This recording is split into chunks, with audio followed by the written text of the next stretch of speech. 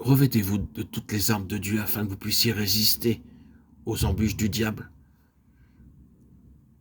Chapitre 4, verset 11, épître des Éphésiens. Il ne nous est pas dit de résister aux embûches du monde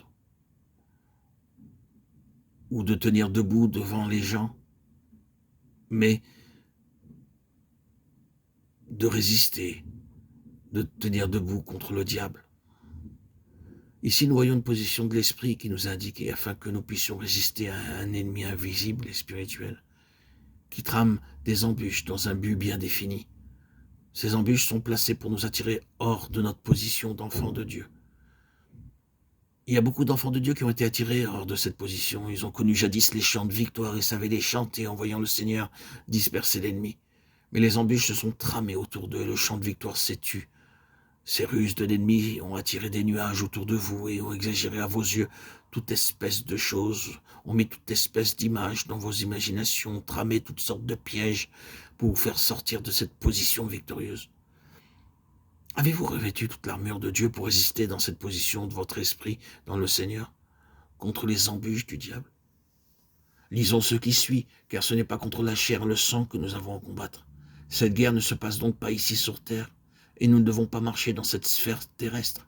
Nous avons à combattre contre cet ennemi qui se cache derrière la chair et le sang. Éphésiens 6, 12. Enfants de Dieu, si vous voulez apprendre à attaquer l'ennemi qui se trouve derrière la chair et le sang, réclamant la victoire au nom du Seigneur Jésus, rien ne résistera devant votre offensive, ni devant votre chant de victoire au nom de Jésus. Nous avons à combattre. C'est donc un combat. Cela signifie se tenir debout en esprit contre quelque chose qui vient contre vous en esprit. Quand vous réalisez votre union avec Christ, vous devenez véritablement conscient de l'approche de votre ennemi invisible. Avec le Saint-Esprit demeurant dans votre esprit, il vous arrivera de reconnaître instantanément une résistance aiguë qui surgira spontanément en vous contre l'ennemi invisible. Votre esprit deviendra de plus en plus habile à discerner ceci. Par exemple, dans la vie pratique, vous rencontrez quelqu'un qui vous raconte une vilaine histoire. Vous reconnaîtrez l'esprit satanique qui l'a inspiré et vous direz « Non, je ne le croirai pas ». Voilà un des moyens de tenir ferme, debout contre les principautés et les puissances qui agissent à travers la chair et le sang. Notre lutte est contre celle-ci, contre les puissances, contre les princes de ce monde. Qui sont les princes de ce monde? Dieu règne pourtant dans le ciel. Dieu est souverain sur le trône. Oui, mais dans la dispensation actuelle, le Dieu de ce siècle règne par les ténèbres. Les ténèbres obscurcissent la sphère où vous travaillez.